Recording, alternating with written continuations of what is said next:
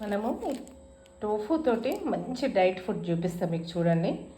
దీనికోసము ఇది ఒక టోఫు తీసుకున్నాం కదా, onions, carrot, green peas, capsicum, కొంచెం ఎల్లిపాయలు, దీంట్లోకి పన్నీర్ మసాలా.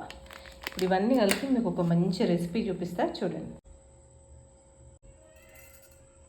ఇప్పుడు కొంచెం ఆయిల్ వేడైంది, జీలకర్ర వేడైంది కదా, దీంట్లో మొత్తం మనం కట్ చేసి పెట్టుకున్న వెజిటేబుల్స్ అన్నీ వేసుకుందాం.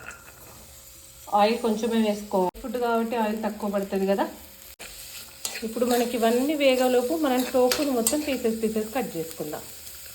ఇది టోఫు కట్ చేసుకొని వాటర్లో వేసుకొని కొంచెం సాల్ట్ వేసుకోవాలి, ఎందుకంటే ఇది కొంచెం స్మెల్ వస్తుంది, అందుకోసమే సాల్ట్ వేసుకొని కలిపి పెట్టుకోవాలి. ఓకే, ఇప్పుడు ఇది కొంచెం వేగినాయి కదా, దీంట్లో మనం సాల్ట్ వేసుకుందాం.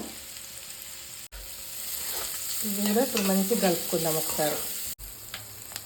దీంట్లో కొంచెం సోయా సాస్ వేసుకుందాం. పన్నీర్ మసాలా సగం ప్యాకెట్ వేసుకుంటున్నా నేను.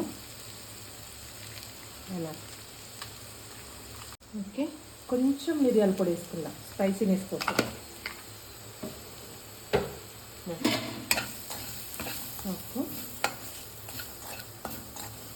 ఇప్పుడు మనం కొంచెం వాటర్ యాడ్ చేసుకుందాము, బాగా డ్రై కాకుండా కొంచెం వెట్టి ఉండడానికి. జస్ట్ కొంచెం. ఓకే,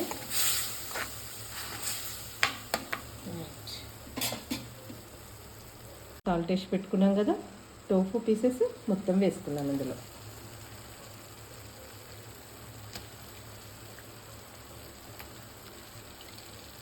ఓకే, మంచి ఒక 2-3 మినిట్స్ మంచి కలుపుకుందాం దాన్ని. మీరు కావాలనుకుంటే రెడ్ చిల్లీ పౌడర్ కూడా వేసుకోవచ్చు, కానీ అది బాగుండదు, పెప్పర్ అయితేనే బాగుంటుంది. ఒక 5 మినిట్స్ ఉంచుదాం ఇట్లా. లాస్ట్ ధనియాల పొడి వేసుకుంటున్నాం. మన టోఫు కర్రీ అయిపోయింది. కర్రీ కాదు, ఇది జస్ట్ ఇట్లనే తింటాడు మావాడు, మన డైట్ కదా, డైట్ ఫుడ్ ఇది. దీంట్లో ఏం పెట్టుకోడు, డైరెక్ట్ ఇవే మొత్తం తీసుకొని తింటూ ఉంటాడు. Okay, tofu chilli masala ready అయిపోయింది.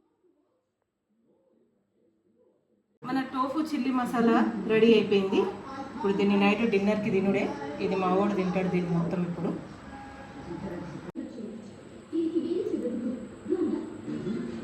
చూసిరా సింపుల్గా ఎంత టేస్టీగా రెడీ అయిందో. మీరు కూడా ట్రై చేయండి ఇంట్లో.